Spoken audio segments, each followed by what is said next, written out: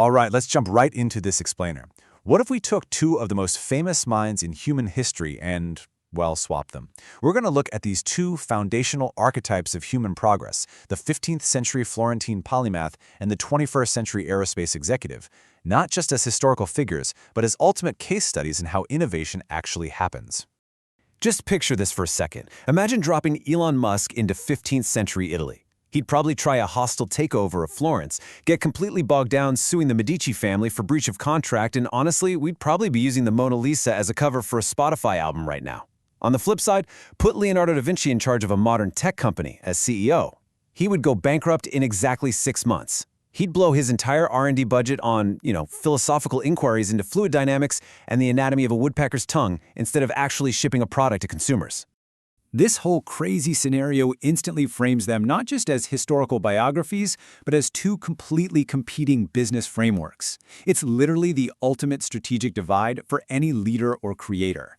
On one hand, you have the contemplative polymath, the visionary who meticulously maps the territory, obsessing over the fundamental truths of design. And on the other, the industrial accelerator, the aggressive builder who just paves over that territory, weaponizing results to achieve absolute market dominance. So here's how we're going to break this all down today. 1. Two architects of progress. 2. The motor of the mind. 3. The paradox of the patent. 4. Bottega versus the Gigafactory. And finally, dreaming versus building tomorrow. Let's get into it. Section 1. Two architects of progress. This comparative study is a critical strategic evaluation for modern leaders. Now, both of these guys are what you'd call boundaryless omnivores of genius, meaning they just devour every discipline out there, from aerodynamics to engineering. But they represent a massive, fundamental schism in the history of innovation. It's the friction between pure ideation, the conceptual software of genius, and mass production, which is the grueling hardware requirement of physical reality. Historically, bridging that gap in a single human lifetime is incredibly rare. Why? Because the mental state you need to dream up a radically new concept is almost the exact opposite of the relentless practical stubbornness you need to manufacture it at scale. Moving on to Section 2, the motor of the mind.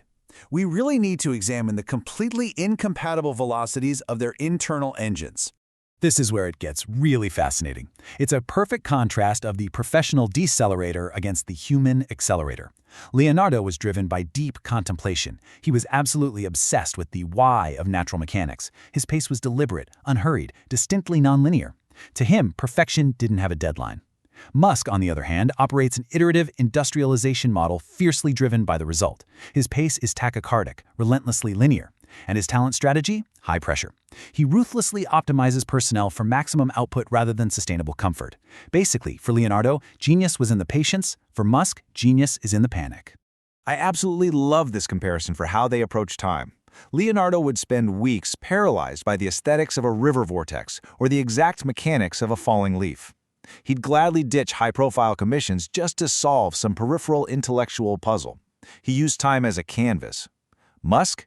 He views nature as an obstacle to be burned and conquered. He doesn't want to contemplate the leaf, he wants to bend nature to his will through sheer velocity. Time isn't a canvas for him, it's a sworn enemy he has to defeat by aggressively scaling. All right, Section 3, the paradox of the patent. There's a massive irony regarding what these two actually built. Think about it. Leonardo is the world's most famous inventor, right? But materially, he invented almost nothing that actually functioned in his own time. Like we said, he was brilliant software without a computer to run on. His notebooks are masterpieces of code for tanks and submarines, but he completely lacked the hardware to boot them up. Conversely, Elon Musk is the operating system. Strip away the myth, and Musk hasn't materially invented a foundational technology from scratch. He didn't weld the first Falcon 9 fuselage himself, but he's the systemic catalyst who forces the hardware to catch up.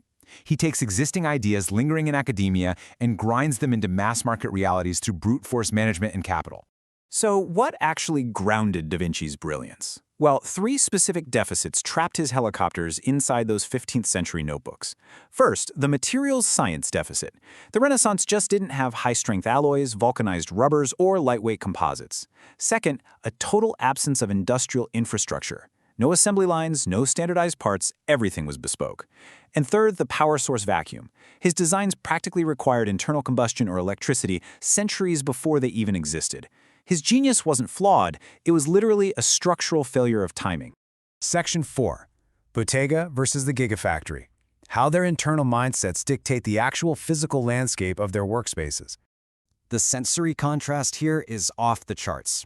Imagine walking into Leonardo's bottega. It's a place of slow, philosophical silence. You can practically smell the linseed oil, watching those painstaking, slow-drying brushstrokes.